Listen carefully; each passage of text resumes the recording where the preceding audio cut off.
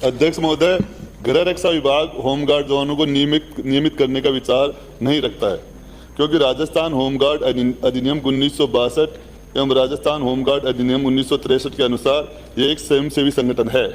स्वयंसेवकों को नियमित रूप से रोजगार दिए जाने का प्रावधान नहीं है। गृह रक्षा विभाग होमगार्ड स्वयंसेवकों के सेवाकाल में आयु सीमा पुलिस की भांति 60 वर्ष करने का विचार नहीं रखता है। वर्तमान में इस प्रकार का कोई प्रस्ताव लंबित नहीं है।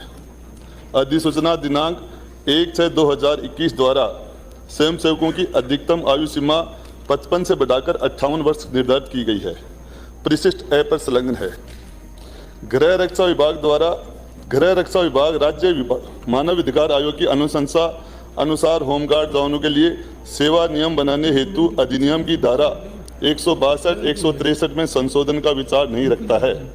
यह एक स्वयंसेवी संगठन होने के कारण अस्थायी सेवा नहीं है। सेवा अस्थायी नहीं होने के कारण सेवा नियम बनाने के लिए कोई प्रस्ताव तैयार नहीं किए गए हैं। गृह रक्षा विभाग द्वारा होमगार्ड जवानों की सेवा मुक्ति पर उनके कल्याण हेतु विभाग कल्याण कोष के एकमुश्त राशि दिए जाने का वर्तमान में निम्नानुसार प्रावधान किया गया है, जो परिशिष्ट व्यय पर संलग्न है। गृह रक्षा स्वयंसेवक की 58 वर्ष की आयु प्राप्त करने के बाद गृह रक्षा के सदस्य से पृथक होने पर अधिकतम राशि 2 लाख रुपए तक का दिए जाने का प्रावधान है। स्वयंसेवक द्वारा स्वेच्छा से 20 वर्ष की सेवा अवधि पूर्ण कर गृह रक्षा की सदस्यता से पृथक होने पर अधिकतम राशि 1 लाख रुपए दिए जाने का प्रावधान है। उपरोक्त के अतिरिक्त विभाग के कल्याण कोष के एकमुश्त राशि दिए जाने के का प्रावधान किया गया है, जो निम्नानुसार परिशिष्ट 6 पर संलग्न है। गृह रक्षा स्वयंसेवक की नियोजन ऑन ड्यूटी अवधि के दौरान मृत्यु होने पर मनोनीत आश्रित को अधिकतम राशि 3 लाख रुपए दिए जाने का प्रावधान है। ऑन रोल स्वयंसेवक जिनका गृह रक्षा विभाग द्वारा नियोजन नहीं किया गया हो, ऑफ ड्यूटी की मृत्यु होने पर उनकी आश्रित को अधिकतम राशि 2,50,000 दिए जाने का प्रावधान है। वित्त विभाग के आदेश अधिक राशि 20 लाख रुपए तक दिए जाने का प्रावधान किया गया है। परिशिष्ट तय पर संलग्न है। होमगार्ड विभाग परिपत्र क्रमांक 17/3/1713 न्यायालय जोधपुर द्वारा होमगार्ड जवानों को पुलिस कांस्टेबल के समान न्यूनतम वेतन प्रदान करने के संबंध में निर्णय। इसका मतलब जोधपुर हाईकोर्ट ने पुलिस के समान होमगार्ड को भी वेतन मिले यह निर्णय किया हुआ। ये इनके इस से लग रहा है, और उन्होंने इसमें यह भी लिखा है कि ये परिशिष्ट कि पुलिस के समान ये विभाग आपके पास भी रहा है लंबे समय तक, और पुलिस के समान ये स्वयंसेवक संगठन है, और ये एक सेवा नहीं है, और सेवा नहीं होने के कारण ये ऐसा कोई हम विचाराधीन नहीं है मामला। क्योंकि आप मैंने ये जो प्रश्न लिस्ट हुआ है ना, उस लिस्ट के हिसाब से जवाब है।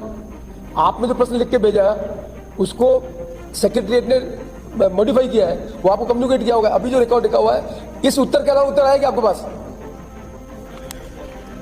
ये जो कन्हैया जी उत्तर बता रहे हैं, ये उत्तर जो लास्ट वाले तीनों पैरा है उनके तो उत्तर समान है।